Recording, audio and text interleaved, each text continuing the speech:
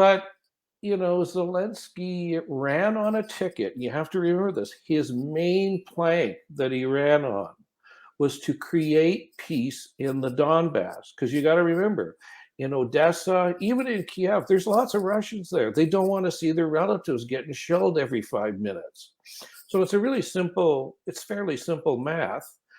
Stop the war, stop this militia-based thing. And so Zelensky goes down there and he tried to get these guys to stand down.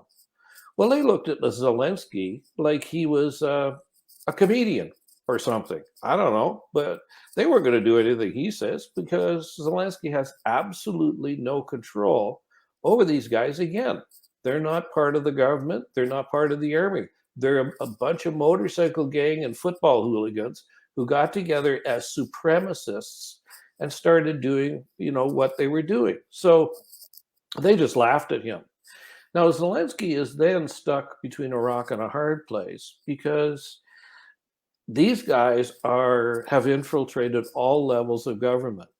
And his life's in danger. He'd be killed in 5 seconds if he starts doing the wrong things that are contrary to the ideology of these supremacists. So, he's in a tough situation. But I'm just going to say, the Russians and Lavrov did every single thing they could to try and avoid this military action. Of course. And, the other thing is the NATO and the other guys coached Zelensky. Let's get this thing going. So they stacked 80,000 troops up in Donbass because they were going to do a full forward kinetic launch into the Donbass. And that was what broke the decision wide open for Russia to invade because their people were going to be killed. Yeah, 100%. I'm totally convinced of that. But we're welcome to other perspectives here today. But the bottom line is that NATO's been encroaching for decades on Russia's borders. They keep adding more and more NATO countries, and most recently Finland and Sweden. Since 2014, Canadian military operatives, U.S. military operatives, likely European, have been training, funding, arming Ukrainian military and neo-Nazi elements. This is factual information, Brian. Well, bottom line is, since then, as Brian said, I would say that I've heard numbers of 14,000 people in Donbass. Yeah. And I'd like to point out to everyone, it's happening right now. Because they can't fight Russia on the battlefield, they're bombing Donetsk, the capital of Donbass. They're literally shelling innocent civilians now. Okay? But as far as I'm concerned, Russia could see what you said, Brian, that if they didn't go in there, there would have been a massive assault on the Donbass region. Well, it's a genocidal action. And then Russia would have been in a huge mess trying to clean that up, right? Yeah. Because they would have been behind. So they preempted it, everyone. And Russia has the right to defend its national security and its sovereignty. People need to recognize that. This isn't mainstream narrative.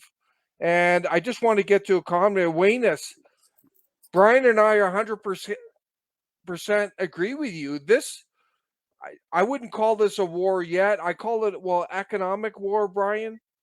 There's also a propaganda war. But the military, it's a special operation of Russia. Wow. It hasn't gone into a full-scale war yet. It's a proxy war, right? They start saying they've owned the war. It's a proxy war. And again, so they want to destabilize Russia. Sorry to jump around here, but they want to destabilize Russia because Russia's being unbelievably successful. They don't have the debt. They have lots and lots of cash. Oh, and the other thing that Putin did, which will get you killed all the time, he de-dollarized. So that's a death sentence. That was a death sentence for the guy in Libya, Gaddafi. It's a death sentence for Saddam Hussein. And again, not a nice guy, but we don't have the right to go in and kill these guys just because we don't like them. That's up to their people to do those things. So Putin de-dollarized, so he's got to die. He must be killed or taken out of power. And the United States runs the government in Ukraine and has since 14. They dictate who is minister of this, who is minister of that, who runs the place. They dictate everything. Yeah. And I think this guy Zelensky, one tiny tidbit is there was not recently, about 3 months ago, 2.5. There was a contingent that went into Belarus to sit across the table with a negotiating team from Russia. Okay, fine. So they did their things, and I hope they did well, and I hope they, got to some issues and settled some issues one at a time and started building some kind of an agreement together. So what happened when they got home is one of the guys who was part of the contingent, and this is on the internet, this is not speculation, he was executed the next day after he was their top guy to go into this room and negotiate on behalf of Ukraine. He was executed. Now, that really sounds like the kind of guy and the kind of government I want to support as a Canadian. But the Western powers think they should own the entire world. They think the world should be unipolar. They should be the unipole and run the entire world. So again, the biggest prize is Russia. Oh, they feel, because they're wisest, all-knowing and all-wise, that Russia should be split up into 4 or 5 different countries. Great. The British did that in North Africa. They drew their lines. Everybody draws their lines. And I don't think Russians or Putin sees it that way. And again, why are they an enemy? It's because of success. And if you'd like an analogy to that, and this is the way US and NATO do business, if you remember back in the days when Tonya Harding was up against Nancy Kerrigan, Tonya Harding couldn't beat Nancy Kerrigan. So what she did is hire a guy to go into her change room and whack her across the knee with a crowbar and try and break her legs. And there's a famous picture you can look at of Nancy Kerrigan holding her leg and crying after this guy whacked her and, took her out of the competition. So what the US and NATO thing is, well, if you can't beat the guy because they're just too hardworking, we've got to go in and break their knees. We've got to whack them in the knees. And that's the whole strategy. So you do this regime change and this disruption, that's taking the crowbar and whacking them in the knees so they can't be successful anymore. And again, go forward. They're even more doing it for what Russia's going to be in the future, which is you give them 6, 7 more years, they were going to be an energy powerhouse. 3, maybe even 4 big gas lines into China. They were going to put a second line, Nord Stream 2, into Germany. And by the way, that was not Putin's idea. That was Merkel's idea. He did not want to do that. Anyway, the only thing that Russia would do, and Trump came in and said, hey, what are you doing buying all this gas from Russia? We're protecting you from Russia. Well, if you folks remember when the mob got started in New Jersey, they'd knock on your door and say, hey, look, we're here to protect you. And you'd say, if you were naive, you'd say, well, protect me from, I've been doing business here for 5 years. Protect me from who? Well, let me see, we've got another division of our same group that'll come in and see you tomorrow. And they take a hammer and hit you on the hand with it. This is where you're actually being protected from us. So you have to pay us protection money. And it's unfortunate, but the government's taken over that role.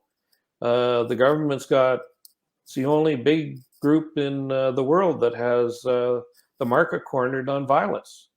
Companies can't be violent with you if you don't buy their products, but the government, if you don't do everything they say, they can commit violence against you because they can throw you in jail. What Brian's talking about is this unipolar, rules-based world order. And you're correct, Brian. I guess these deep staters in the West feel they should be ruling the world. So they can go into Libya, they can go into Iraq, they can go into Anyway, Iran, they can go into Venezuela, they can go into Afghanistan. Sovereignty doesn't matter because no. they're the all-powering, the all-knowing, and the divine, Well, if you will. But yeah. now we're dealing with Russia here, and some people have linked Putin to the World Economic Forum and the globalism, and there is some of that here. But what's happening now is undeniable. There's a true rift in this unipolar world order right now, and we can thank Russia for standing up to it because, from my standpoint in NCA, we support a multipolar world, a fair competition.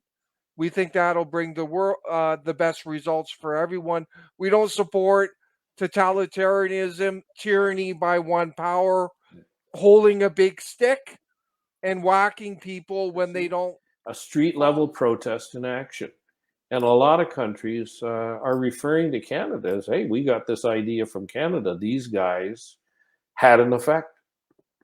Yeah, great. Now, I'm very proud. I'm not, of the past 10 years, I'm not that proud of a Canadian, but I was very, very proud to see these guys, all these truckers, even though it was an inconvenience for some people. I had a friend of mine in Ottawa bitching on Facebook that it was inconvenient for him. Well, freedom is not free. Freedom comes at a cost. And Justin Trudeau is subtracting freedoms monthly. He's subtracting them. The freedom of speech, man, oh man, he's attacking freedom of speech and wanting to CRTC regulate what we're doing right here. Holy smokes, man! That's radical stuff. Yep. And Yeah. by the Just way, remember, but remember, Trudeau is a puppet. oh sure he is. There is a Yep. deep state of Yep. these so-called conservatives and liberals and Yep. corporations, right? Yep. There's a revolving door between these establishment politicians and the corporate boardrooms, whatever. Yeah. Brian, never lose sight of that, everyone. Otherwise, you're getting controlled in these dichotomies.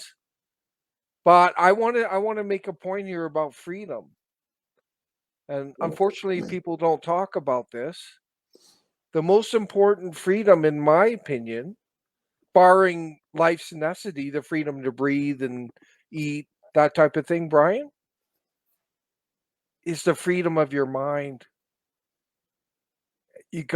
Freedom starts with your mind, protecting your mind.